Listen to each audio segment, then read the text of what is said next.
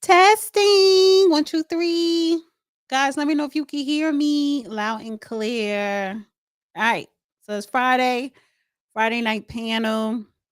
Um, so thank you guys. Listen, football season started yesterday. And I did not know that the Chiefs and them were playing in Brazil tonight. But I don't think that has anything to do with I don't think my audience even watch football because I have an older audience. I don't know. But I have the game on right here in front of me.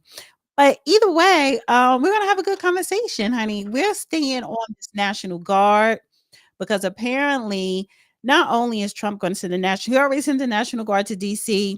He's going to send the National Guard to Chicago. I'm here in New Orleans. Now I'm here in Portland. So he's coming into these sanctuary cities, urban cities, high crime cities. He already sent the National Guard to LA. He's coming in and cleaning house. And it's mainly because I believe because of the migrants, because of illegal migrants. However, the question is, Jupiter, I sent you an email. Yes, I'm going to email you the link. So the question is, right? Will let me read it verbatim. Okay. Will National Guards help or hurt the Black community? Because the reason why I'm emphasizing Black community, because this is mainly the community that the National Guards are going. And when we're talking about DC, even though they were patrolling the tourist area, or we talk about New Orleans, even if you're talking about Portland, I'm pretty sure there's some Portland people in there, but that's like, I think, Antifa headquarters or some mess. But yeah, will the National Guards help or harm the Black communities? But the people in Chicago, the residents, a lot of residents in Chicago are saying it's going to help. We want the National Guards to come in. So I have my panel. Um,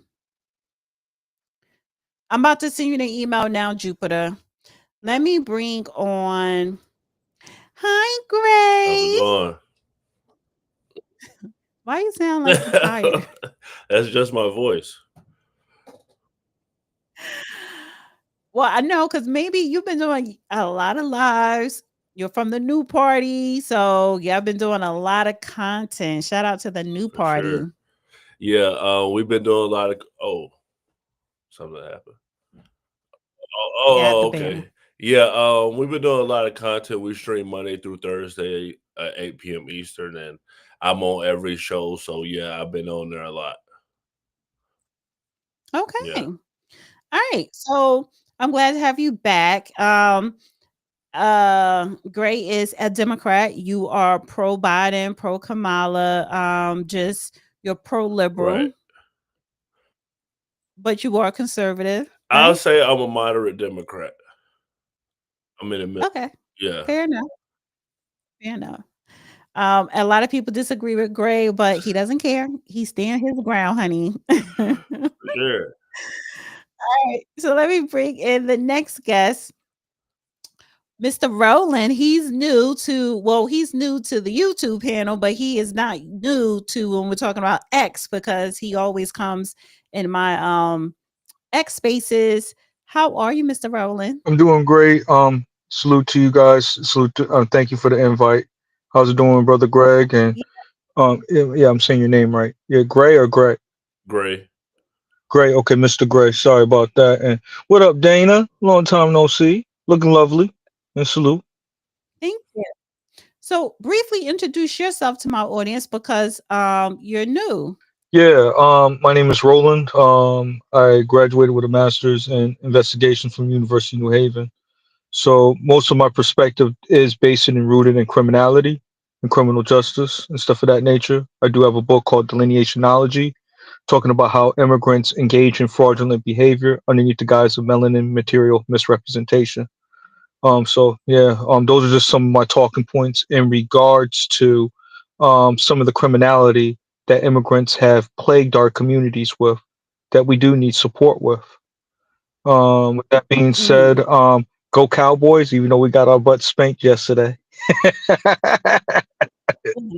This is no cowboy space up in here. No cowboy space. All right. Sit tight, Mr. Roland. Um, Sway me. Hi, Consuelo. How are you? I can't hear you. Hi, Dana. Okay, I was on mute. So. Oh, okay. You got the bright light Yeah, today. see, I'm maneuvered some things, getting the podcast together. I'm learning. So, Yes, and you have your I gotta pin the link to your YouTube so people can subscribe to it. Um, Tell people the name of your YouTube sure, channel. it's the Freedman Channel, and I am the director of Freedman Descendants Advocacy Group. So I do all kinds of things in politics, mental health, and we'll be bringing more topics to Freedmen, centering Freedmen on the Freedman Channel, from politics, mental health, anything social going on in our communities. So. All right. Thank you, Mo. He says the guests are fine, but my audio is not matching with my mouth, and I just checked, and it's not. I don't know what's going on. I need to get new headphones and a new Rodecaster, but I don't know. It could be something with my connection. So it does that. Maybe throughout this space, it sync back in. So thank you. I appreciate that. Um, and then we have the special guest Jupiter. You was here last week, I'm right? correct, yeah.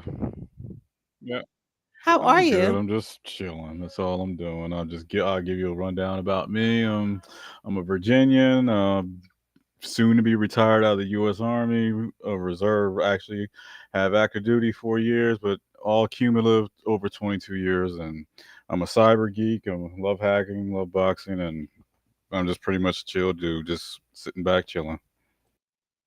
Thank you for your Right. service and salute, man. I'm a regular person, but thank you. All right. So as long as the audio is good, I'm fine. As long as the audio is good. So all right, so I want to play this clip first before we dive into tonight's discussion. Criminal justice under Trump, right? That's the theme. And will the National Guards help or hurt the Black community? So I want to share this clip because Chicago, it's been several people throughout the um, com- um, community activists in Chicago, the residents speaking out, and Fox News has been covering it. I guess I could go this way. 1, 2, 3. I want everybody to be in the screen. No, no. All right, we just do it this way. So I want to play this clip here. My son went outside. The boys pulled up right behind our house. They shot him down in the alley. I mean, I was home. His brother was home. We found my son literally on the ground in the alley taking his last breath. You got people still robbing, stealing, killing. Just the other day, a 5-year-old boy got killed, shot in the head. It's like it's never going to end. So if Mr. Trump want to bring these troops to Chicago, hey, bring them on. What we got to lose? You know what I'm saying? Put some fear in, let them know that they here and they want, to protect the city of Chicago. We got elderly people afraid to ride the red line. You got kids can't go outside and play. You got women don't want to walk at night alone. The migrants came here, baby. They had everything in the whole wide world they wanted. Give you the shirt off his back, sweetheart. But they took my little baby. Hey, this is really a national disgrace. Welcome back. That was the mother and grandmother of Gregory Wilson III. Their 16-year-old son and grandson was shot and killed in Chicago. These parents are saying Chicago crime is now much worse than when they were growing up, and they're begging President Trump to send in the National Guard, send in their troops. But their Democrat Governor, J.B. Pritzker, and Socialist Mayor Brandon Johnson say crime is not a problem. Chicago is the homicide capital of America. Joining us now, Chicago Red founder P. Ray Easley. P. Ray, thank you so much for joining us again tonight. What do you make of what you just heard? Because the former chief of the Chicago police said that Pritzker and Brandon Johnson are afraid Trump is going to humiliate them, given how successful Trump was in bringing down crime in D.C. I totally agree. Billions of dollars have flowed through the city of Chicago in terms of violence prevention and crime stopping. However, we still have people like poor Gregory who are shot down in alleys. I think that although crime is statistically down, we should still ask for the help because we should get the number to 0 rather than a 30% decrease. As you can see here, people brazenly commit heinous acts of violence in broad daylight here in the city of Chicago because there's no deterrent against committing the crimes, because in the Cook County State's Attorney, they plead people down in order to keep a high conviction rate. So people know that they're going to go to jail and come right back home. This is no respect for human life. These families are destroyed. They've lost their son and grandson forever. I mean, here's the thing, P. Ray. Chicago did a Trump-style surge a decade ago to stop crime in 2016. Extra Chicago cops, U.S. Marshals, BATF agents. Crime dropped 41%. So can Pritzker and Johnson fix crime in Chicago without Trump? I think that they could if they wanted to, but remember, this narco-terrorism is making almost $2 billion a year off of the heroin highway, which flows through the middle of the 7th Congressional District. So if we have a parallel economy that's adding billions of dollars to the streets, then we can ascertain that people are actively complicit in what's going on. Now, I'm not saying that the governor is working with the cartels, but somebody has to be making deals somewhere along the line, because we can definitely draw all of this back to the open border and the criminality that came across that border in terms of drug trafficking and human trafficking. Well, this is something that U.S. Attorney Pam Bondi and Kash Patel, FBI director, could get on. Let's get your reaction to what Barack Obama's former top advisor, David Axelrod, has said about this. And listen to conservative political pundit Ben Shapiro. Listen to what they're saying. I would be careful about playing 28 politics on this issue, because the right answer is we'll take all the help we can get, as long as it's appropriate help, as long as it's stuff that will really help. Send us the resources that we need. We want to work with you. If there are people doing violent crimes here who are illegal immigrants, we want them out of our city. We'll work with you on that. I think that's the appropriate position to take. But if the position you end up taking is that there is no serious crime emergency in Chicago on a rhetorical level, not on a legal level, on a rhetorical level, or you make the case that actually crime in Chicago just isn't that big of a deal, which seems to be the mistake that many Democratic politicians are making right now, Trump is going to win that battle all day long. I also want to focus on the reality, like the actual things that are happening. You ask them in polls and they say, we think crime is a problem. We don't like the way Trump is handling it in the way that he is sending the National Guard. They want Trump to do more about crime. They don't necessarily want him to send troops to cities. Let's do a reality check on that. Just hang on a second. An AP NORC survey found 55% of Americans say it is acceptable for the U.S. military and National Guard to assist local police in major cities like Chicago. P. Ray, let's back up. There have been 100,000 violent crimes in Chicago since 2020. There have been 6,400 people shot in Chicago under Mayor Brandon Johnson. So can they continue to fight Trump more than they're fighting crime in Chicago and Illinois? They're following the Democratic National Convention's playbook, which is anti-Trump at every level. They would rather get a win against the president than actually working hard to make sure that the citizens are safe. Last week, approximately 1 week ago, an illegal from Venezuela gunned down 2 teenagers in the back of Tilden High School after he stalked them and shot them in a random act of violence. That child would still be alive if our governor and our mayor took the help seriously and allowed ICE and the National Guard to come up here and dismantle this narco terrorism. They would not allow Al Qaeda to exist like this in the city of Chicago. So why does the Mexican drug cartel get to exist as a terrorist organization protected by the legislators in this town? It does not make any sense, and that's why we are begging for the federal help, and we thank you, President Trump, for keeping your word to us. Great points, great insights from P. Ray Easley. P. Ray, you were terrific tonight. So smart. Thanks for coming on. It's great to see you.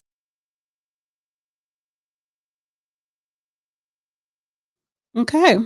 So I want to get you guys' reaction to that clip, and what do you guys think about the National Guard coming into Chicago, DC, and Black communities throughout the nation, whether it's New Orleans.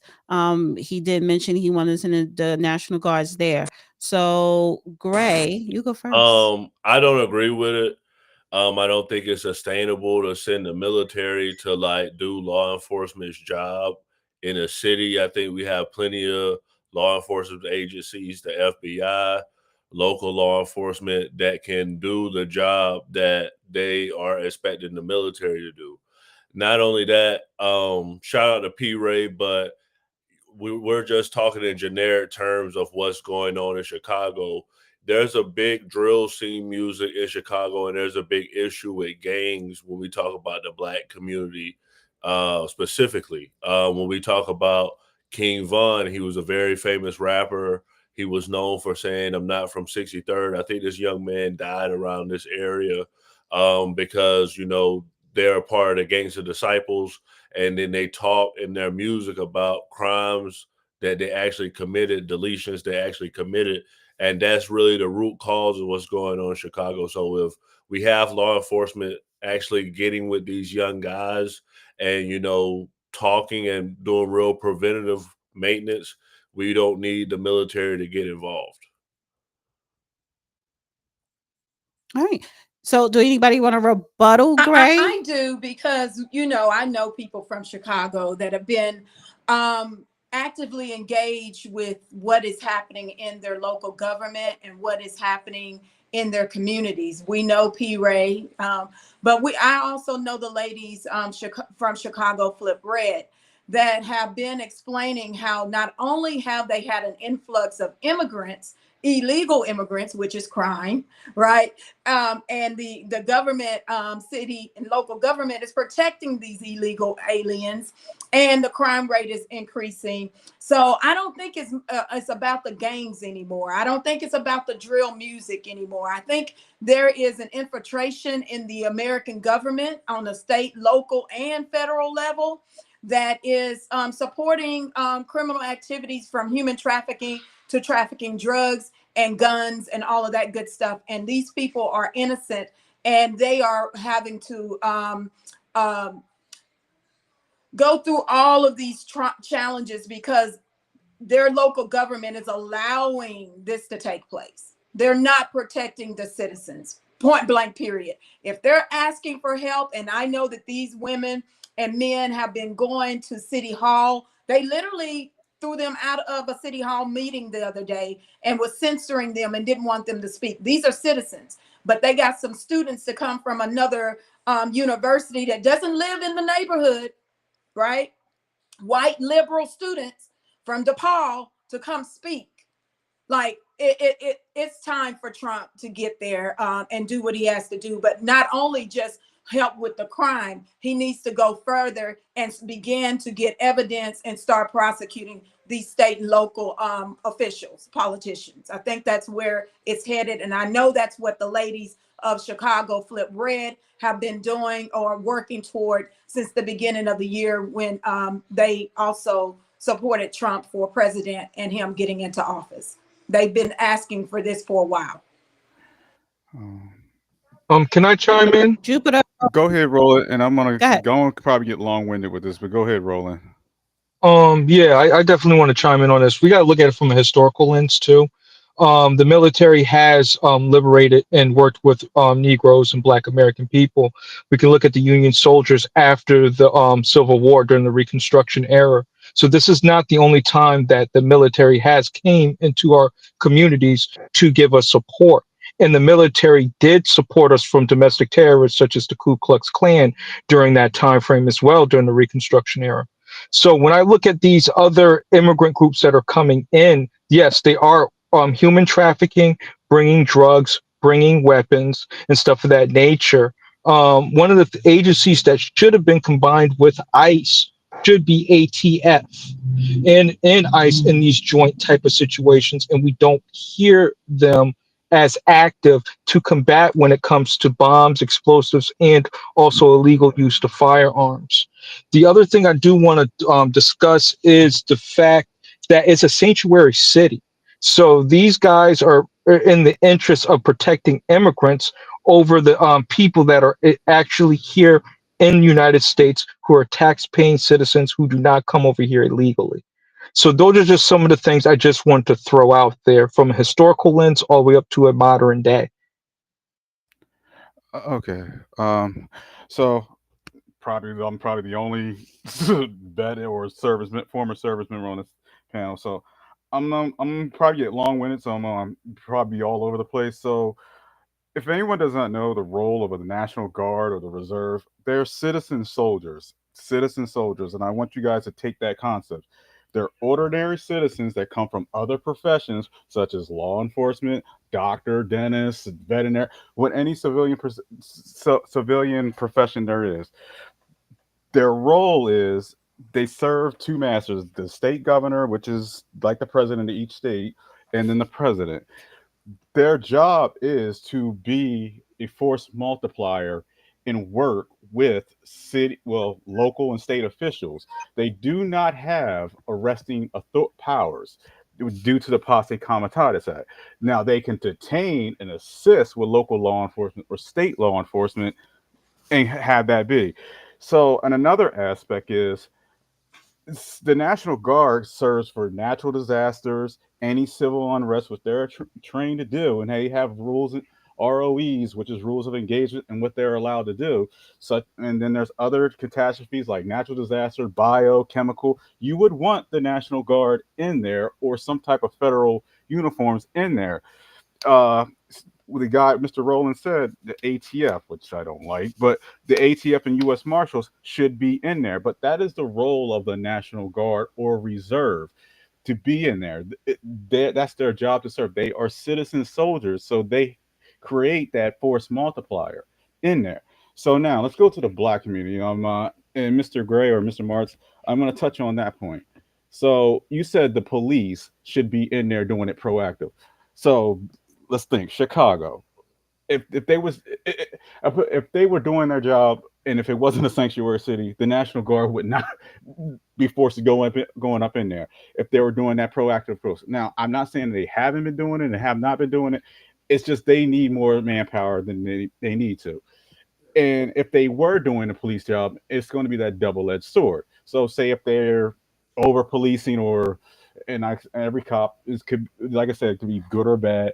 What would be an incident where it will create another, I would hate to say, a George Floyd or a black person getting shot? That would be another double-edged sword that you still have to look at. But the only thing is, the National Guard is a force multiplier. They're there to protect federal buildings, to assist and aid with the three-letter government agencies, local and state law enforcement. They do not have arresting authorities. They can detain. Detain and arrest are two different things. Detain is only temporarily, and it's a little bit gray, until you get arrested. Now, arrested, that's when you're getting sent up. And I'll land my plane with this. Illinois is a sanctuary state, which that's another issue Trump has to deal with. And then, the violence has always been catastrophe. The National Guard has been put in there in other places in civil unrest, like think of Watts, then LA. Then there was another incident in DC in the 90s. I think I sent Dana. There was one in DC. The National Guard has been in there to combat crime and be a force multiplier. So that is notion of itself on what it is. National Guard and reserves are citizen soldiers. They do go to basic training like everybody else, and they deploy just like it. But they do two roles, domestically and overseas. And then you can ask me questions if you want. Though, go ahead. Can I respond, Dana? First off, Jupiter, I served myself. Thank you for your service. And I was in the National Guard. And like you said, these people work a regular job. They only go one weekend a month, 2 weeks a year. First off, the financial implications of making these soldiers active. You now have to pay them a full paycheck. Correct. TPU soldiers, yes, correct. Secondarily, is President Trump. He's at the federal level. He's the executive branch. It's the governor's job to activate the National Guard. And so like you're saying that these people are being activated to go do these things, but I'm saying the police should do this because how long can a National Guard really be there? You can have them down there, and I'm pretty sure that people will stop doing crime. But if, like I said on my YouTube, if I am a criminal and my job is deleting and robbing people, you don't think the criminals watch the news? I'm going to take a break while the National Guard is there. And then once they're gone, I'm going to get back to business.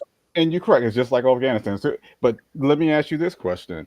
You do know the president is the commander in chief. He can federalize. I don't know if you went to basic and all that stuff. You went through the Federal Act of 107 or something, whatever it is. I don't know the number, but you can get federalized to go, say, if you was in, I don't know what state you're in, if he was in the National Guard, say if he was in Virginia, he can federalize you to go to the border or any other state. That president has that power. You do know that, to do that. Even to send you to the border, even if you had to deploy overseas, he has the power to federalize you to send you overseas or anywhere abroad. You do know that, right? Yes, but what I'm telling you is that that's a Band-Aid on a massive situation. So yes, and you are correct on that one. Yes, you're correct, and it's not the end all be all silver bullet. So we don't. This is just a process. I don't know. But what about the people, the community that is saying, hey, we are seeing some.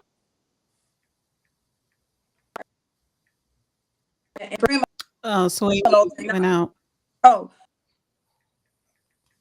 okay. Let me see.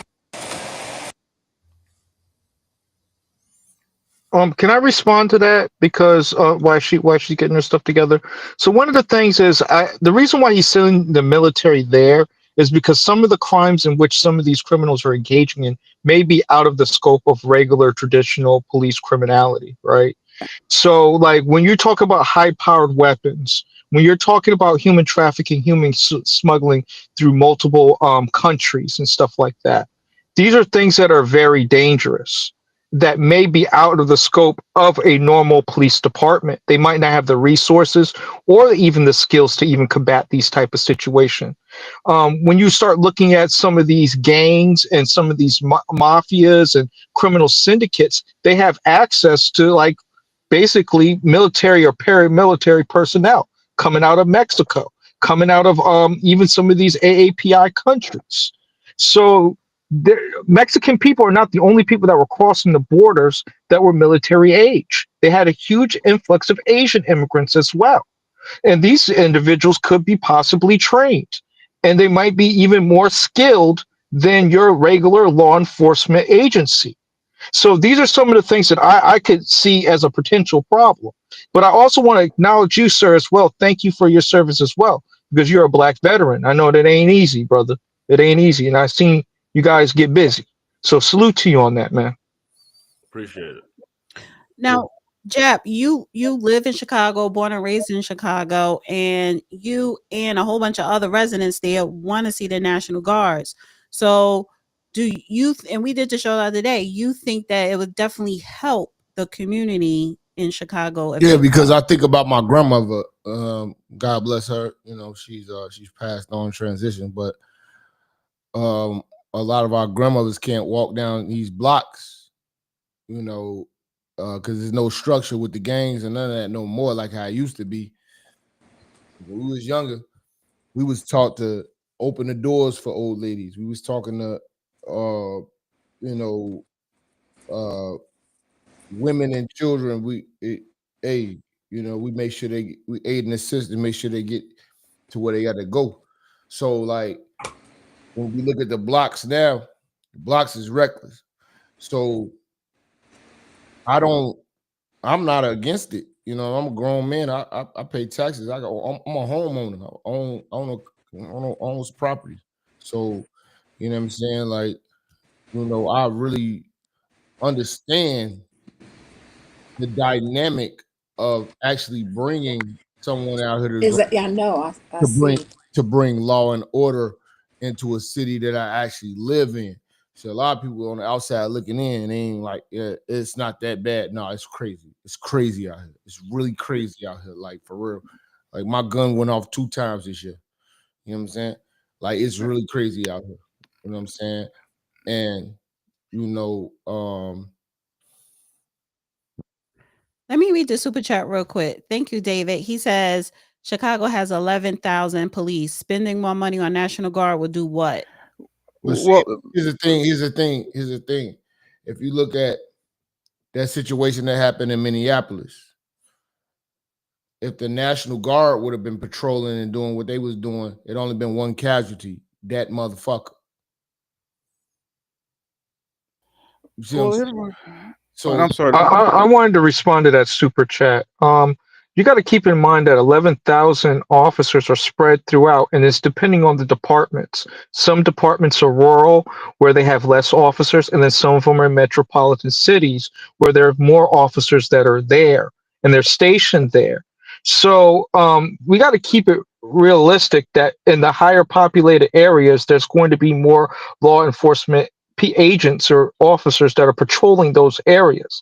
And again, are they skilled enough to go against a paramilitary force? I don't want to be extra articulate about this. I'm gonna tell you what it really is, because I really live here and I really know what's going on. Cops are scared to be cops. When I was young, coming up in the 90s, the 2000s, cops would beat your ass. You know what I'm saying? That's because the body cams and all these camera phones and all that, they are scared to actually police. So, and then when you throw in what Lori Lightfoot threw in, where they can't pursue, they can't chase, they can't run down on an assailant. So like if somebody is running from them, they can't chase them. They you know, it's more of a liability. They're more scared of getting a lawsuit and more scared of getting a case for trying to defend a neighborhood and trying to actually police and actually, you know, get at a criminal. They're scared of the criminals. So the criminals got more rights than most civilians. So the civilians is running around here. Your grandmama going down, she want to go to Walgreens, go get a prescription. She might get robbed. You know what I'm saying? She might get mugged or whatever like that. If she pops somebody, she gonna be going on trial. And that's the crazy thing about Chicago right here. So like you got to understand, like the youngins is really going crazy out here. They going, it's a free for all. You know, when you look at downtown Chicago, the Magnificent Mile used to be beautiful. If you from my town and you really roll down there, everything boarded up, is bogus. It looked crazy. It looked like Gary, Indiana. So like you go down there, they down there tearing everything up, and these is kids. You know what I'm saying? And dude, what's the name? Brandon Johnson, he allowing a lot of these things to happen. So like, you know, and he's defending these people. You know what I'm saying? So like the civilians who really are tax-paying people who pay property tax and really, you know, contribute to the city, we don't got no rights and we don't got no say so. So that's what it is out here. Let me answer. Let me get to that super chat right quick because I find it really disingenuous. Okay, yes, they're weekend warriors, and I finished my reserve time. But a lot of that whole notion of weekend war, National Guard and Reserve, they have to keep up with the same standards as regular active duty. So they're balancing the multiple lives. They have to keep up with their basic soldiering or basic military drills and doing combat rotations to stay up to par of active duty. They got to do PT. Yeah. They got to do PT. They have to, like so I've done it. So they got to do everything. They got to do PT. Exactly. I've done it. They are soldiers, but they are the domestic soldiers. And a lot of people don't understand that National Guard is your domestic soldiers when the people become unrest and the people are not under control by the police, and that's when you have to bring them in. Well, let me finish this. I was going to go, and I just want to answer that one, but and I was going to go back to Mr. The guy in the bottom who said he was a former in the National Guard. It's not going to be the end all be all. This is just a pressure test to see what happens right now. A lot of your guys' problem in Chicago is an internal one, and my MOS was in the civil affairs, so I was always a force multiplier meeting with elected officials just to build their forces up and all that stuff, to work with local government, to be a liaison. A lot of your problems are internal. What you guys been voting in for the past, God knows, since Al Capone, for God's sakes. This is an internal thing that you guys got to fix. The National Guard, whether you bring it from in-state or out of state, it's just not going to, they're just going to be there, but they'll have to leave. But this is an internal thing, an in-house thing you guys got to fix. From your elected officials, from your aldermen, I guess you guys got them aldermen and all that stuff. This is where you guys got to fix it. Hold on a second. Hold on. Where are you from? I'm from Virginia, but you're from Virginia. You live in Virginia. You're not showing your face, and you're speaking about a city that you don't know, and you've never been here. I'm on the land. I can go out here. I'm not trying to be disingenuous, Jack. I'm just trying to go to these blocks. Let him finish what he was saying. Okay, I'll land my plane with this. I'm not trying to be disingenuous. Now, I don't know your policy. I'm not from there. I've been to Chicago Porters, I guess 95th and West, but look, a lot of your problems come from internal. Just like if you would go overseas, we'll say Afghanistan. The reason why the Tallywag walked up in there is after we trained the Afghan for the past 20 years, it's an internal problem. Just like any other country that has their own civil war, and I'm not saying Chicago has a civil war, it's an internal thing. Until you fix your own house, it's always going to be the same thing over and over again. And I'm not trying to be disingenuous, and I'll give the mic and floor to you. Yeah, I agree with what Jupiter is saying, because even the mayor, he signed an executive order telling the police to stand down, do not cooperate with the National Guard. Let me finish. Our mayor is not from Chicago. Our mayor is from. I get it. Let me finish.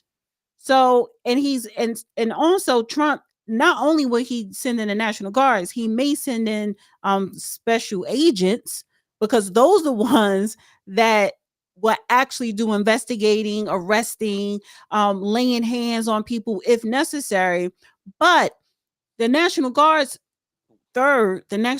coming in to really allow ICE to do their job, because ICE is having a problem in these sanctuary cities with local police and with the administration basically trying to make it harder for ICE to go, whether it's in a home, schools, or workplaces, to pull out the illegals. And I did hear that Trump is setting up ICE detention somewhere in Chicago and Illinois. I believe that was announced this week as well. And thank you again, David, for the super chat. Go ahead, Jack. No, what I'm saying is that, like, I get it. You know, looking on the outside looking in, yeah, Chicago is messed up. Chicago do got a lot of problems. Chicago is messed up because of the politics, and the politics have been liberal. And when you look at the dynamic of them taking tearing down the projects. And you got to understand, Chicago had a lot of projects. Chicago had probably just the amount of projects as like Queens. Like Queens got a lot of projects, I heard. Like they got the biggest projects in America, I heard. You know what I'm saying? Like we had a lot of projects. All them projects got bulldozers and all these people are spread out.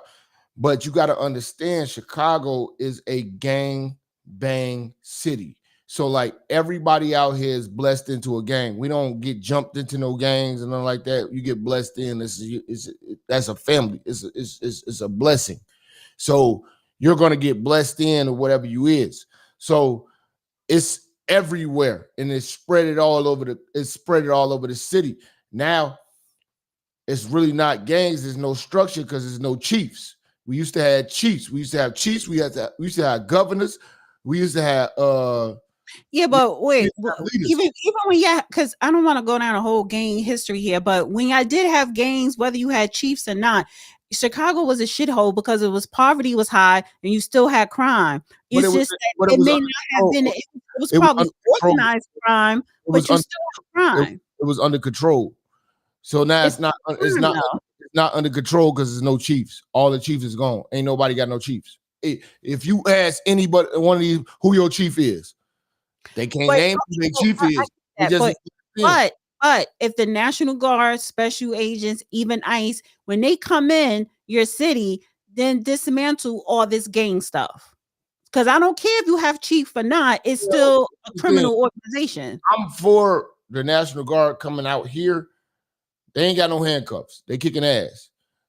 Back in the early 2000s, the 90s and all that, that's when the cops used to really kick our ass. Like, if you really did some crazy shit on the block, they would, they could whoop you. And you wouldn't, it wasn't no camera phones and all that craziness. Now it's different. So they really scared to like police the block. I'm not gonna lie to you. You gotta whoop our ass. One thing is, can I respond to that? Go ahead, Mr. Rowland. Go ahead. Yeah, the thing is, they weren't never doing their job correctly in the first place in Chicago or any metropolitan area when it comes to law enforcement because of their corruption. What year? Like brother, we could point to any year when it comes to Chicago, New York, LA. Pick any major metropolitan city. There's a level of police corruption in how they treat our community. It's a fact, man. I'm gonna be honest with you. When they had stop and frisk in New York, things was better. No, it was not, because these cops were oppressive. They were stealing money from the people, whole bunch of other things that they were doing, and there were no distinction without a difference between the law enforcement agency who's supposed to be good in our community, who are acting just like the criminals with some regard. So no, that's not good. That's not good policing. That's not good. That's not creating safe neighborhoods where people can walk up and down the streets and be safe, because you want people to go to law enforcement when there's something wrong. And if people don't want to go to law enforcement because they're going to steal from you or that they're going to abuse their rights, then what's the point of having them? That's crazy. So you got to be really honest and be historically accurate when you have these type of conversations, man. And when I talk to people from Chicago, and stand on that. Well, when I talk to people from Chicago, they say a lot of the guns came from the brother. You can Google me, man. I've been to your space. I have no problem with you, Minister Jack. I have no problem.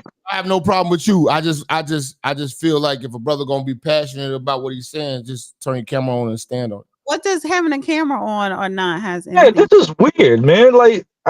This ain't your panel. This is Dana's panel, brother. That's way me. All I'm saying, everybody could yell from the pews. Okay, so that has swayed me. Ain't nobody's yelling at you. Going to say that I've heard many of people speak about Chicago and how the guns got on the street in Chicago. It wasn't because they were actually going and purchasing. It's the Mexicans. Well, and that's exactly P. Ray's talking point, that you have the cartels infiltrating your local state politics, and now look at your communities.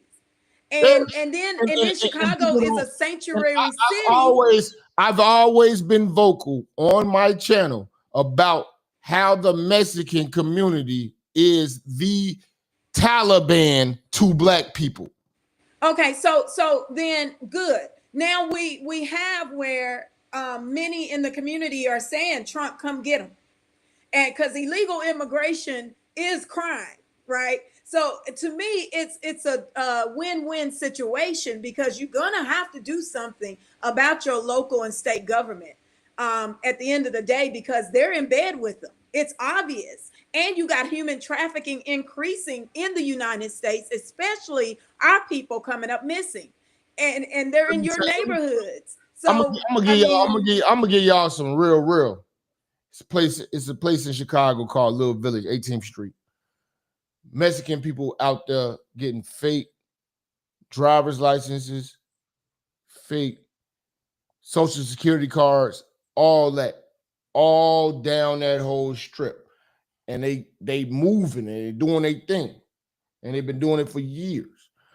Now, but you're gonna allow it as American citizens? You're gonna sit back and allow them to come in, infiltrate, and destroy your society? I'm not allowing it. I put it on blast every chance I get. I don't give a shit about these Mexican motherfuckers. I'm saying the F word.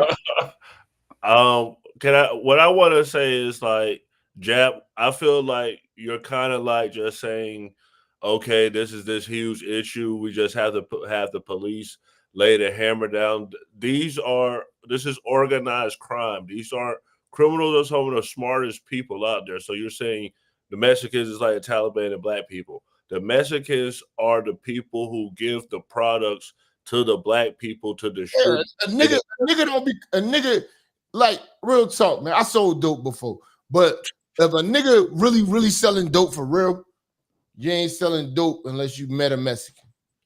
Okay, yeah, that's what I'm saying. Like that, you're not gonna elevate if you selling dope and you get your dope from a dude from the block. That's different, bro. I want to play this clip because speaking of the Mexicans and the illegals, right? This is why National Guards and special agents need to go into these sanctuary cities. This is recent, and I'm surprised because this was a young black teenage girl, and I'm surprised that it's getting mainstream attention. But I'm glad that it is. I apologize if I said anything, disparaging to this show. Let me play this. Case of a missing teen from Prince George's County. This morning, authorities announced the arrest of a Bowie man in connection with Dakara Thompson's death. The 19-year-old was reported missing August 23rd. Her body was discovered in Anne Arundel County days later. News 4's Jessica Albert joins us live with what we know about the arrest. Hi, Jessica. Hey, Melissa, this is truly a heartbreaking conclusion to this missing persons case, and it has now gone from a missing persons case to a homicide investigation. Prince George's County Police and Maryland State Police say the body that was found off of Route 50 in Annapolis does belong to 19-year-old Dakara Thompson. They have arrested 35-year-old Hugo Hernandez Mendez of Bowie and charged him with her murder. Investigators say Hernandez Mendez is in the country illegally and an ICE detainer was issued for him yesterday. Police say surveillance video shows Dakara getting into Hernandez Mendez's car the night that she went missing near where her car was found in Hyattsville. Investigators say he then drove her to his home in the 12,000 block of Kimbridge Drive in Bowie. Detectives say they believe Dakara was murdered in Hernandez Mendez's bedroom. I asked during the news conference whether Hernandez Mendez has any previous arrests. Police say he was arrested by the U.S. Park Police in April for a DUI and was released. County Executive Aisha Braveboy says all questions about this arrest will have to be made to the Department of Justice. We are checking with them to try to get more answers surrounding that April arrest. Now, Dakara was last seen by her family August 22nd, leaving her family's home, her father's home in Lanham. She was reported missing the following day. Police say her body was discovered about a week later in that grassy area along Route 50 in Annapolis. The county executive shared some details about Dakara. She said that she worked for nonprofit Prince George's. This is a young woman who dedicated part of her young life to serving others,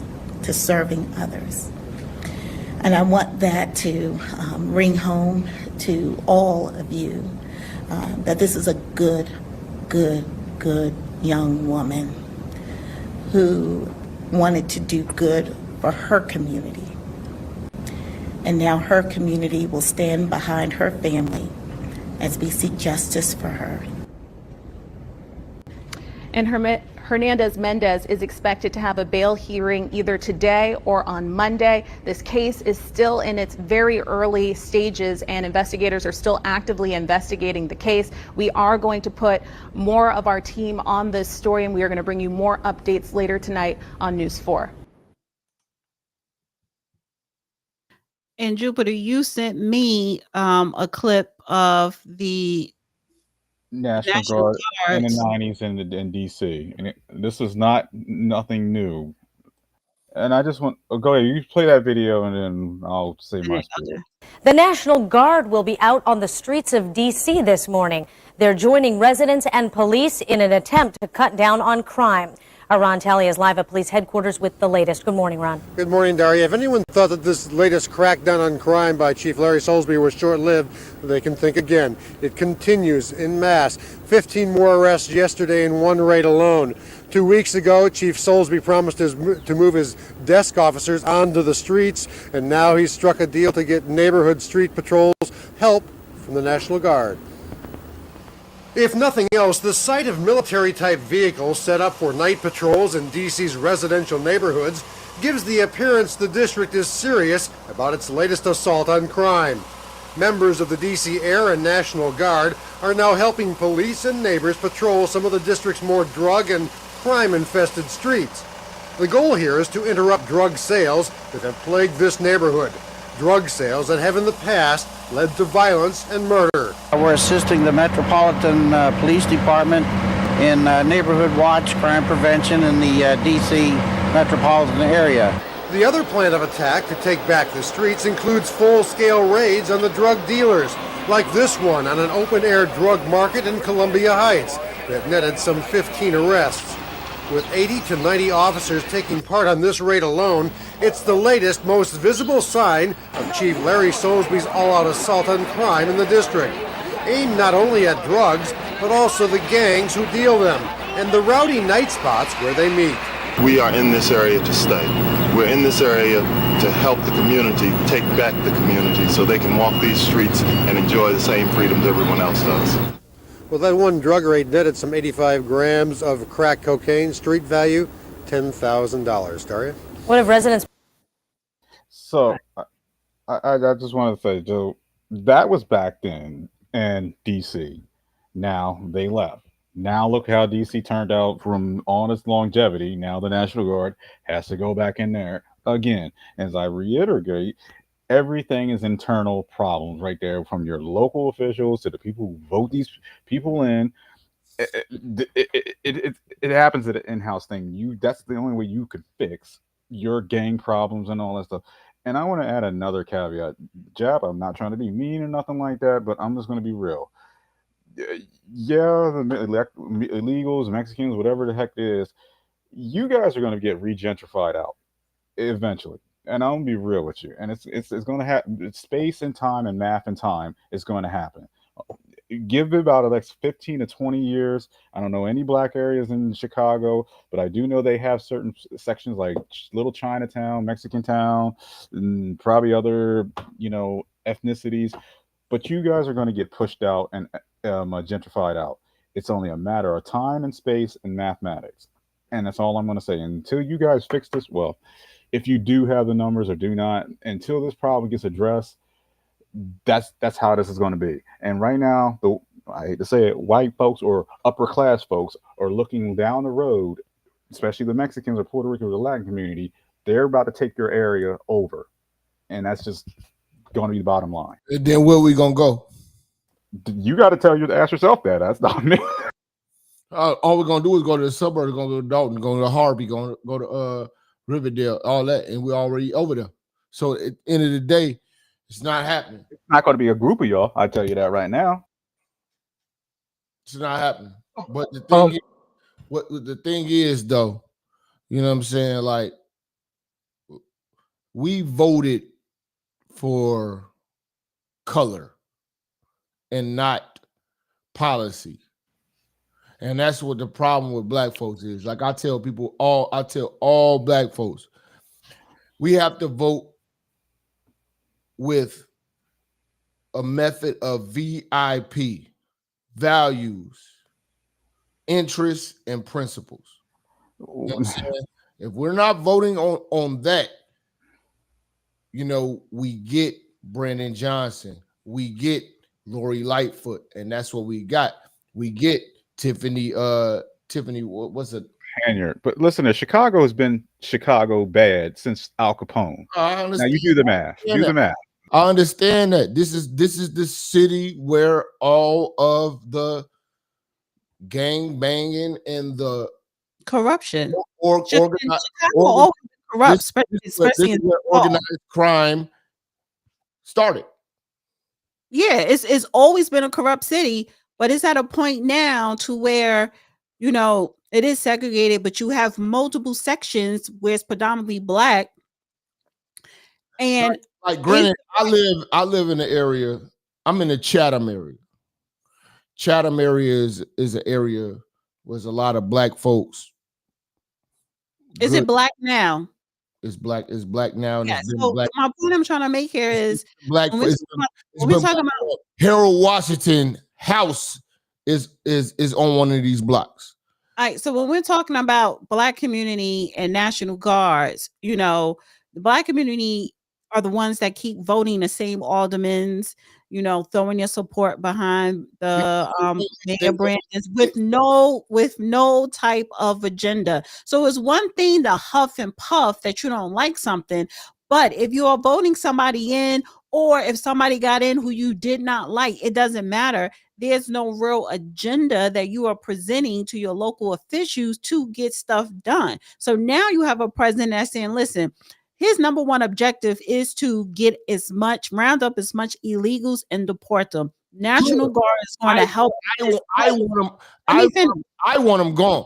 First of all, let me finish. I grew up on the east side of Chicago. I grew up 84th East End. Let me finish. So the reason why he's bringing in the National Guards, it is because he needs an excuse to come in with the National Guards to do what he has to do. It just so happened, you know, that sanctuary cities are in urban places where it's already high crime. So I'm going to go in there, and yes, it's already filled with violence. So I'm going to go in, tell them I'm going to clean it up. It'll help clean it up anyway, but it's going to help me make my quota to deport and round up as many illegals as possible.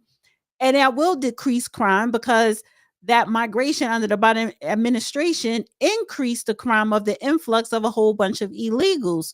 So you need here we have again a white man coming in doing the cleaning up, doing a job, you know, that your local mayors and officials need to be doing. But then you have the governor, you have the mayor, you have aldermen basically saying, don't help Trump, don't help the National Guards, tell the police to turn their backs. So the question I want to pose, and like to your point, Jap, you know, black people vote on color and not on policy, and then black people don't have an agenda. But I want to ask this question here because I have a couple of questions.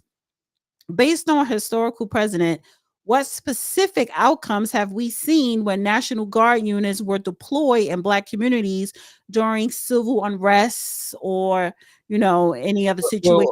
Well, this is relatively new. This is relatively new. And how do those lessons inform current policy decisions? This is relatively new, and it's been applied to liberal cities because most of the cops in liberal cities are scared to be cops, you know, for lawsuits, or you know, they don't want to lose a pension or whatever they want to, you know, it's a lot of things. So it's a lot of things. They're very lax, and they're scared of the criminals. Back in the days, they were never scared of the criminals. They used to attack the criminals. And my thing is this here, man. I think about my grandmama walking down the street just trying to go get her prescription from the pharmacy, you know what I'm saying, and one of these clowns coming out here, you know what I'm saying? And then, you know, X, Y, and Z. So like I'm looking at this thing as crazy because it's like it's a free for all. You look at California, they just jumping in the stores, busting the doors open and grabbing all. Can I push back on this? Can I push back on this narrative, Miss Dana?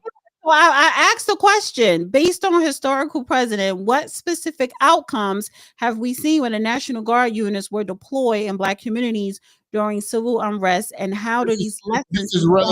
This is relatively new, so I can't. No, go ahead and say something, Roland. Like you keep the same shit. And it's annoying. Oh, okay. So we got to be honest that policing, it was never good in the first place, right? That's the first and foremost. Second of all, it's labor. Current police stations nationwide is filled up with white supremacists. So of course they're not going to police our neighborhoods with the respect and the care that it deserves. So to sit here and say that they're afraid to do their job and all this other goofy stuff, no, they don't want to do the job because they don't want to support Black life. They don't want to have respect in our communities and actually do their job correctly. So we got to be really honest about the predicament that we're in and quit making excuses for people who are doing bad jobs as officers. They're lousy. They needed to be out off the police force a long time ago. This is from the DOJ report saying that there's over 90-something% of white supremacists in all these things. So to hear this nonsense coming from somebody from Chicago, it really concerns me because I got family and friends out there. Like we gotta think smarter about this. And I'm gonna add another take, Jap. I don't know if you know anything about laws and just the dynamic of the social hierarchy. Like, you do know your elected officials. Just like, okay, if I was your president and the Pentagon, they create or they look over your rules of engagement or what they can do to suspects or how the police. It's your local officials from your aldermen. I know you have aldermen there. Let me finish. You have aldermen there, but I want to go to another deeper issue. This is an internal issue that you guys got to fix. Illinois, for God's sakes, even if you try to defend yourself, and you know, let me finish. Hold on. I'm not defending Illinois. Let him finish. Let him finish. Go ahead, Jupiter. Look, Illinois is the most anti-gun state ever. You can't even. My thing is, constitutional carry needs to happen in all 50 states.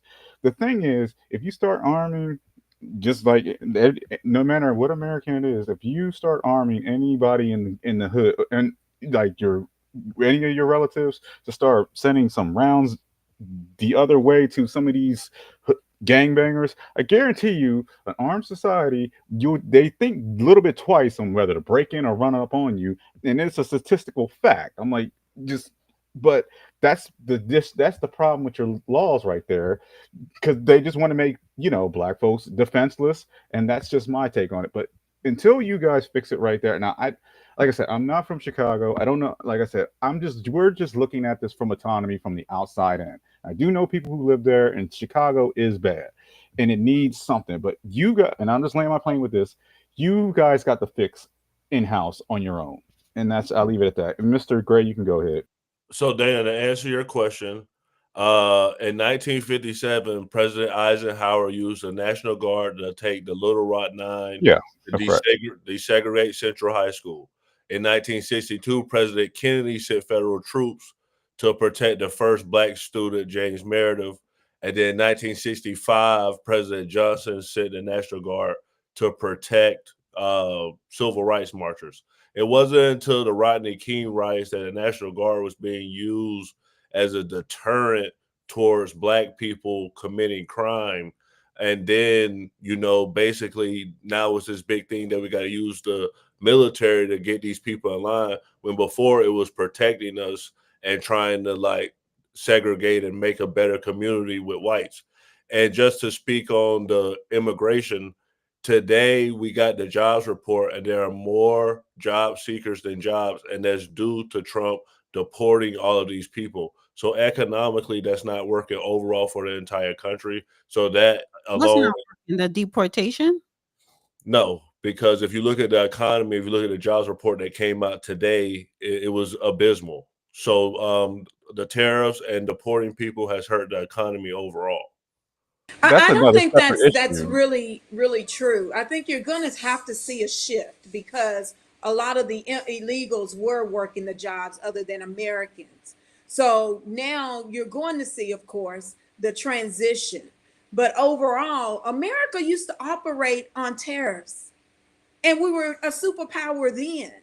And then NAFTA was introduced by Clinton, and I've lived through this, so I already know and seen the decrease in jobs, and especially for Black men. How are we supposed to have families and grow when we don't have jobs? Black men can't get jobs. Then they can't get jobs with wages that can support a family. So you know what? Deport the illegals. We'll work through it. We already used to be a country with tariffs. Go ahead. I'm sorry, Dana. No, I have to agree with you because this is a transitional period. And so let's have this. Sorry, can you hear me? Yeah, now we can. Yes. Let's have this. This is a transitional period. So let's have the same conversation this time next year. And we're going to see the job and the economy like high, like it's going to be way better off than it is now. So yes, they did a lot of layoffs in the federal government, different departments, deporting illegals, putting tariffs on. So when you're going through this major changes and you're talking about 6 months in, 6-7 months in, okay, the first numbers that come out, yeah, it's not going to look good because we're going through the process. So if we have the same conversation next year, then you're going to be like, well, damn, the economy is way better than it ever was under Biden. I guarantee you that would be the case. My prediction next year will be in a recession, but I'll say that. Now I kind of agree with Mr. Gray, but we like I said, the tariffs are a separate issue. But like I said, going back and I keep harping again. Hold on for a second.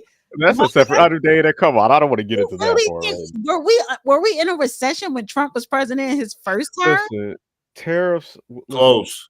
Listen, COVID. Remember COVID? We were close. We were in a recession under Biden. Yes. Yes, you're correct. And yes, and are you getting this from an economist, or is this just your speculation? No, that's his opinion. He thinks. No, I'm not an economist, but let's put it like this. And I don't want to get. And I just want to. I'll put it this. I'm gonna say what I say. Prepared on it. I'll put it up here. Tariffs would have worked in the early '90s. Now, at this stage of the game, I put this analogy like this: you have a dragon that you fed, and you put it in a cave. It got so big and so big. Now you can't take the dragon out, and you know what dragon I'm talking about. So. The immigrants? No, the dragon. He's talking about China. The dragon in the east. China is infiltrating our government and they've been doing that since they've been doing China in our government. They've been doing that since the 70s. But that's not matter. We get rid of them. You gonna keep letting your society go down for Chinese? I understand. Come on, man. A lot of y'all need to read. What are y'all thinking? You need to read 100-Year Marathon by Marcus Pillsbury's 100-Year War. Are you a socialist? Why don't y'all just go live in China and be with China? I'm not a socialist. I'm a realist. I'm not. I'm crazy. Y'all are wild with this. Letting everybody take over America. You get nothing. I'm not saying that. Okay, please listen to what I'm saying. You got to do some deductive reason. Let me say what I got to say. I'm not saying that at all. But if you look at the history with China. Do you ever heard anything about the warring states, for God's sake? Do you know anything about that? No, but I do want to let you know something. Or Sun Tzu, like Sun Tzu. I get that. Yes, built China. America built China. I'm going to repeat that. We not only supported them by taking our manufacturing to them over in their country for cheap labor, we then started going over there as tourists and buying what is it? Fake goods and products. We're their number one customer with products, having products. Everything here is made in China. So without us, they don't have an economy. Okay. Now I'm about to bring the cyber part into this. All right, look, you do know most of your phones are made from China and all these. Okay, if you go to the ports, like your ports, like the ports you get your ships and stuff. You do know all those microchips in your supply demand are made from China. So they did a study, and this we did a war game. If China want to hem you up, all they have to do is hack into those freaking things, internet devices and the SCADA networks, because all those devices and those microchips are made from China right there, and that will hem you up. Try cutting off the U.S. their major shipping and import.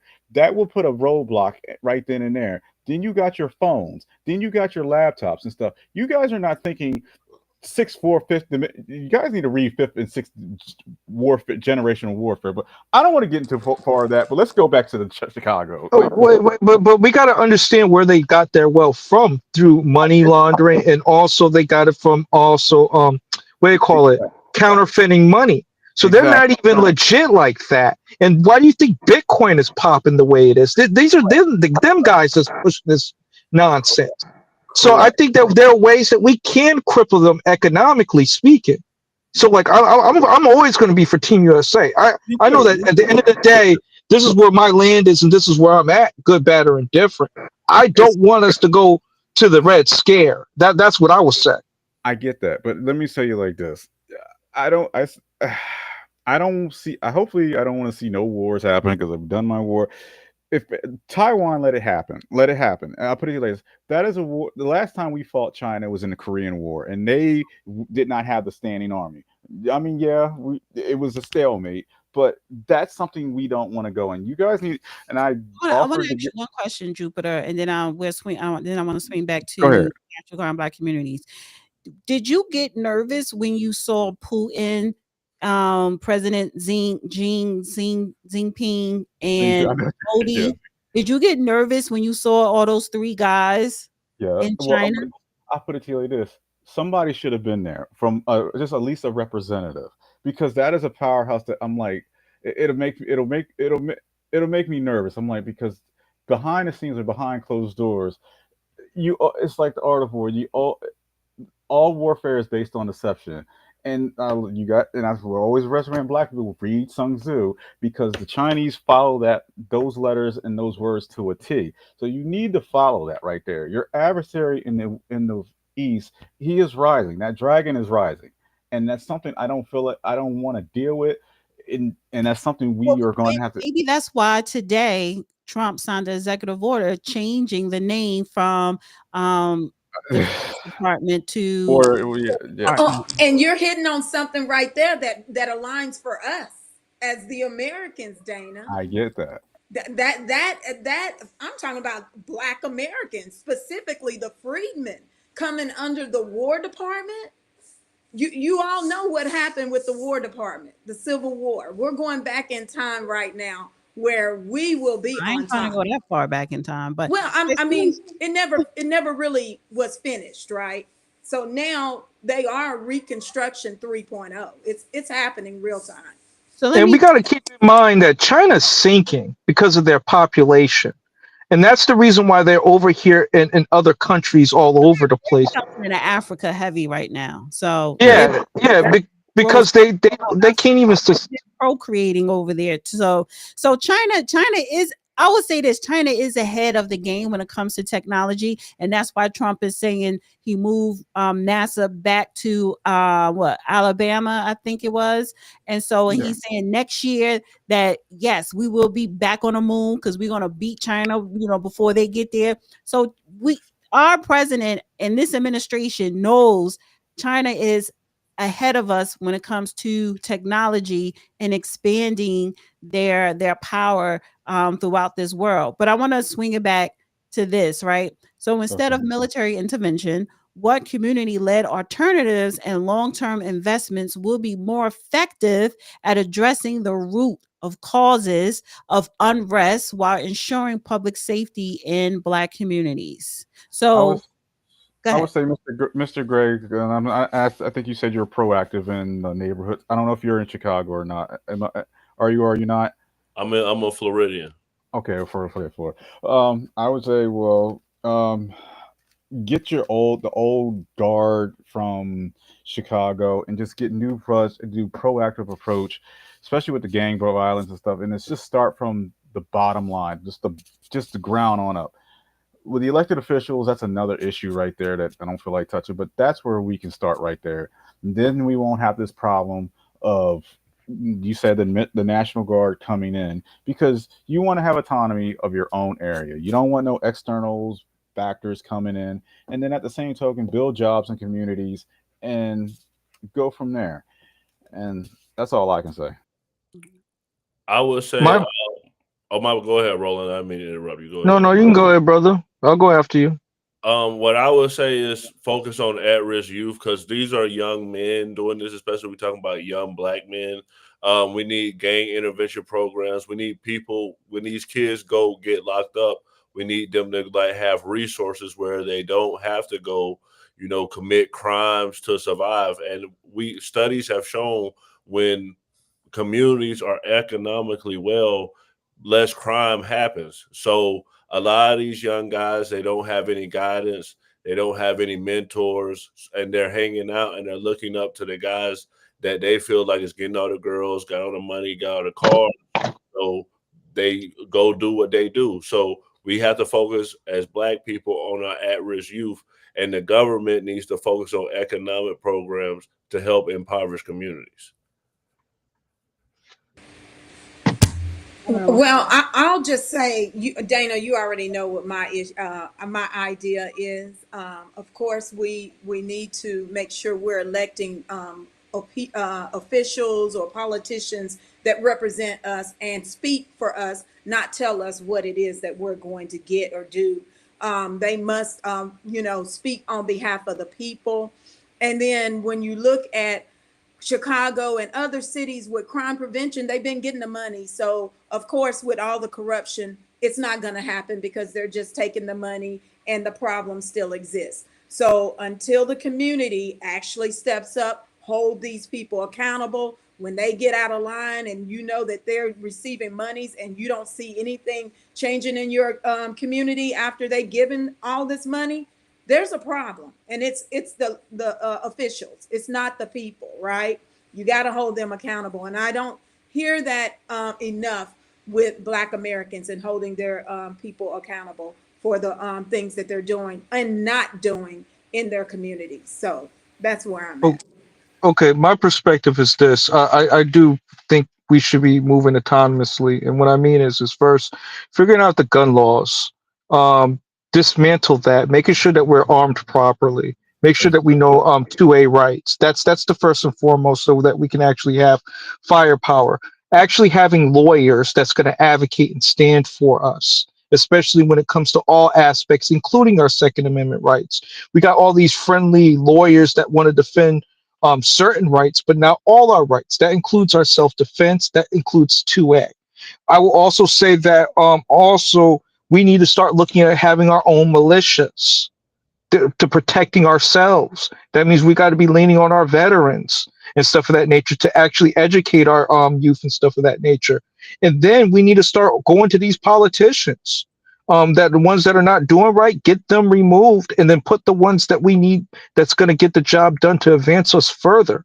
Those would be kind of the game plans that I would like to be seeing ran on a ground and local level when it comes to combating these type of things, and starting from within our ranks first instead of running for outside help. So that's just my perspective on that. And I just want to caveat on that. With militia, that's a dicey subject. I wouldn't say that, but I would agree with the 2A. Everyone needs, no matter what color you are. But we need to also, like I said, I'm a conservative. Just to let this Conwell know, I'm a conservative. But we need to get rid of these old guard boule shills like your Rollie Martins, your Ricky Smileys, and stuff like that, and just not having them flooded in, because all they've been is just, how about this? It's just the insanity that kept Black people where our wealth is going behind.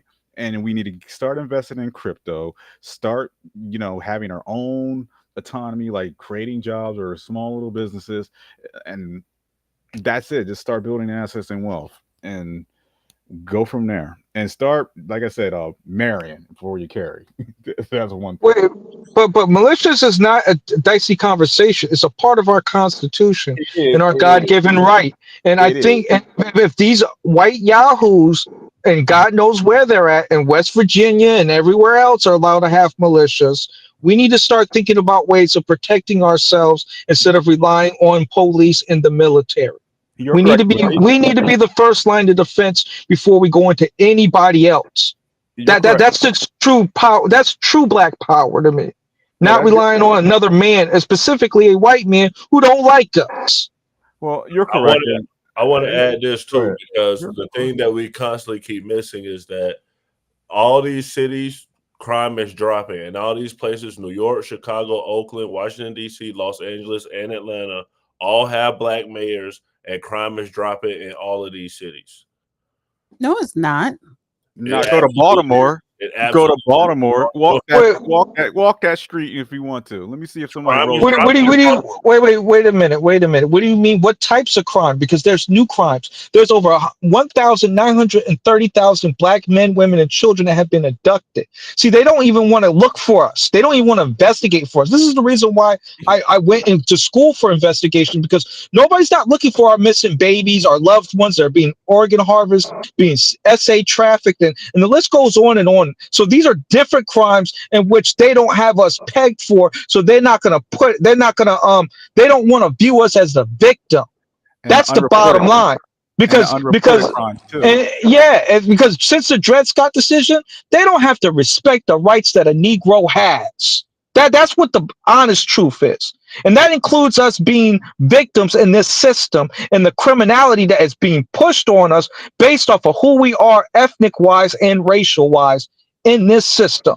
Roland, Dred Scott was overturned.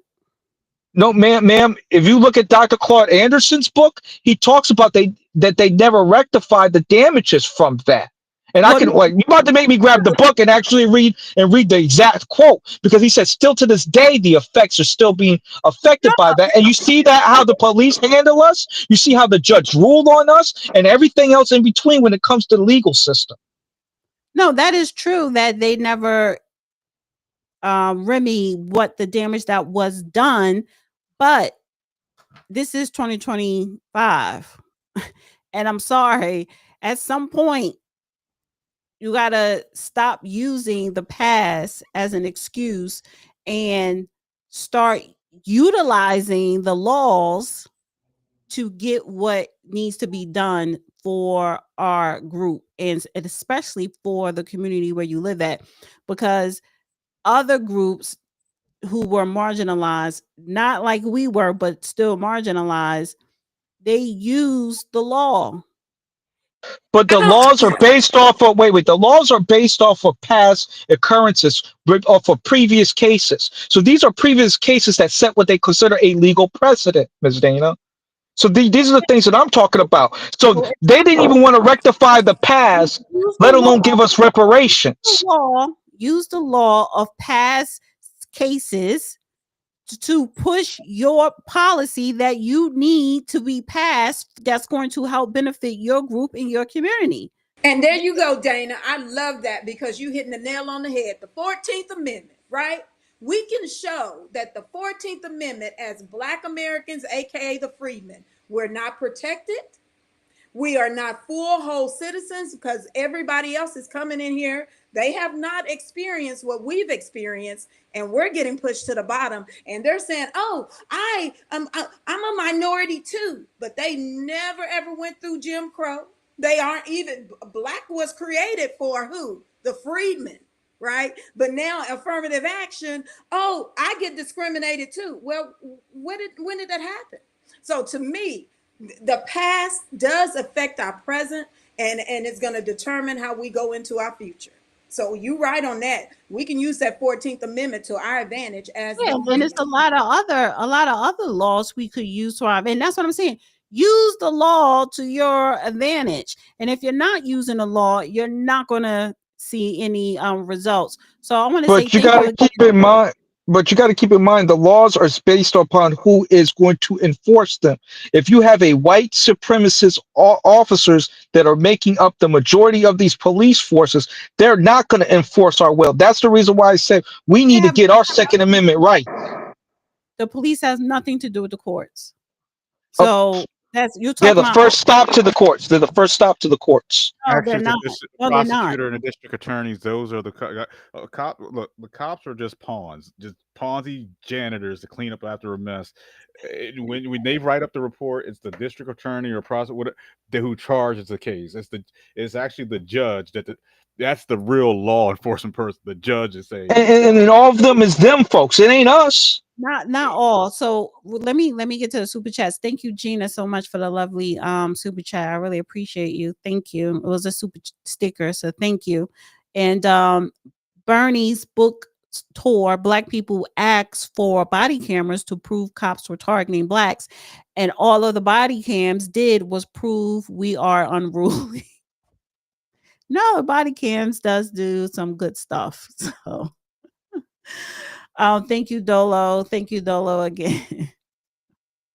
And thank you, Yogi and Walter, for the cash apps. So in conclusion, I want to go around and give people last thoughts of this criminal justice under Trump. You know, will the National Guards help or harm the Black community? I want to start with you, Swayme.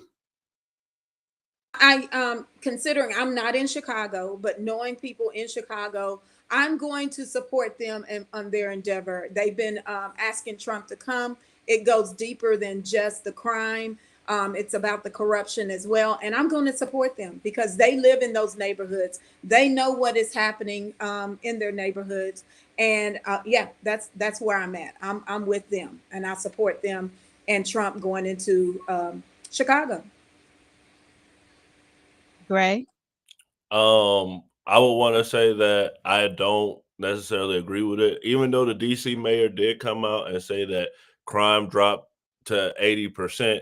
You're never going to get crime to 0%. And with Chicago, overall crime has dropped from 23%, homicides down 33%, and shooters down 37%. So what I would say is community outreach helps. Yes, if you send the National Guard, you probably will have a temporary fix where people don't want to commit crimes. I do not think that's a long-term solution. I don't think that's financially responsible. And as a veteran, I don't feel like soldiers should have to go and worry about, accidentally hurting American citizen. Dana, thank you for having me. If you guys want to see me and my content and the cast members with me, go follow me on the New Party at YouTube. Thank you. Thank you, Gray. Always love to have you on. Guys, go subscribe to the New Party podcast. We actually collabed several times, especially during the election times, and always pull people from there to come on here. So go to the New Party, and I'll actually put the banner in the community section. Just real quick, Gray, the mayor of DC, it did come out in support of Trump. And you're right. It's only temporarily fixed. And, we all, and the Trump administration did say that. So, and this is the problem that I have with these mayors, local mayors. Legally, he can only bring in the National Guard for 30 days. And then if he wanted to be extended, he has to get permission from Congress. So it's just temporarily. But you're right. You have to have a plan for long-term intervention. But when you have a mayor like Mayor Brandon, oh, don't help them, and we're fine, and you're not fine. There's no plan coming from these cities, whether it's Baltimore, DC, New Orleans, Chicago, Portland. There's no plan on the ground level. They're just anti-Trump, and that's not a plan. And that's the problem that I have with that. So yeah, that makes sense. I understand. Jupiter. I pretty much don't have. I pretty much said my key check all points is just. I mean, I understand we all want. Hopefully, we all want the same thing. Wait a minute. So do you think the National Guard will help or harm Black communities? No, they will not harm. Like I said, they are still citizen soldiers. At the end of the day, So you think they will help? I'll put it. It's going to be a short-term deterrence. At the same time, they're helping local law enforcement and state and federal agencies. But at the end of the day, like I was telling Jap, this is only a short-term fix. At the end of the day, it's a follow-on. What are you guys going to do? Who are your elected officials on the ground at foundation level Because once they leave, it's just like we'll just use Afghanistan or Vietnam. Once we leave, it's up to you. It's up to you how you guys want to govern or where you guys want to take your future. If you guys want to keep doing a repeated thing, so be it. But if you guys want to change it, it's up to you. And that's all I'm going to say. But the illegal thing, Trump is going to try to get as many of them out as he can. You can't get everybody out, but it is what it is. But I said my spiel. Roland. Thank you, Dana, for inviting me. I would like to say that I don't think that it would harm them, but we should be vigilant, right? The reason why that they're there is because there might be sleeper cells amongst our community that's holding our community hostage, and we need to look at the threat. And this is the reason why we need to exercise our Second Amendment right. I don't know if you have those pictures. We have the Negro to FBA protection bill. This is a fight of medical apartheid that's going on. I would love for you guys. Oh, we got the book too. Make sure you get the book. That's the protection bill. I would like for people to go on to change.org or reach out to my organization, the Negro Black Knights Heritage Club. Make sure you shine this. This is for Negroes, Black American freedmen, all of the above. This is an intergenerational protection bill for what they have been doing to our people medically, and when they're taking care of our elders, from them abusing and harming our people, and also not even having the correct credentials to even be a nurse. So like we need to combat these people who are saying when we're protesting and not supporting their businesses, saying that they don't want to serve us medically. We need to combat that legislatively as well. So make sure you combat NEST behavior, which is Negro Envy Syndrome behavior. Also, make sure you get my book, Delineationology, right? That's one of my books that's in regards to talking about the criminality that these immigrants bring to our community, how they harm and engage in cultural appropriation and fraud and other crimes that never gets noticed by the local authorities. So we need to be on guard with some of these talking points so we won't come across as being xenophobic. No, we're talking about the criminality that these groups bring and that has harmed and plagued our communities. So we have over I think 193,000 Black people being abducted, and we don't know where they're at, and they don't have they're not pumping money to that Ebony Alert bill and all that other stuff. So we need to be more vigilant in how we love one another. So make sure you support those two things. I see y'all in Twitter land. And I'll put those flyers in my community section as well. All right, and listen, thank you guys. Jap Pete broke out already, but thank you, Jap, Jupiter, Gray, Sway Me, Consuelo, aka Sway Me. Are you back on X? Yeah, I'm Harriet. I'm Harriet Jacobs. Oh, that's you. Okay, now I got a face with a name. Okay. Well, can you message me so I can make sure I'm following you? Yes. Okay. Harriet. You ready to play Harriet Tubman? You should put Harriet Tubman. I did Harriet Jacobs because I got booted because I was having a discussion with a white male that wanted to argue with me. And I said, look, you guys, there's an endemic in American society, and it began in slavery, and now it's still in this society, pedophilia and rape. And who started that and who's still leading in crime in those areas? And of course, I was reported and booted. Oh my God. All right. Well, send me a message so I can make sure I'm following you. And thank you, everybody, for watching. First of all, thank you for the donations. Love you most of all. Thank you to the panel. Great discussion. So I will be chopping it up and uploading on my other channel. So look out for that. And I'll see you guys live again on Monday. But make sure you subscribe, like this channel, comment below, subscribe to this channel so you can, and then hit the bell button to get notifications for when I upload my premiere videos as well. So everybody have a wonderful weekend. Stay safe. And we'll see you soon. Good night. Where's my outro? Oh, here we go. Where is it? Okay, yeah.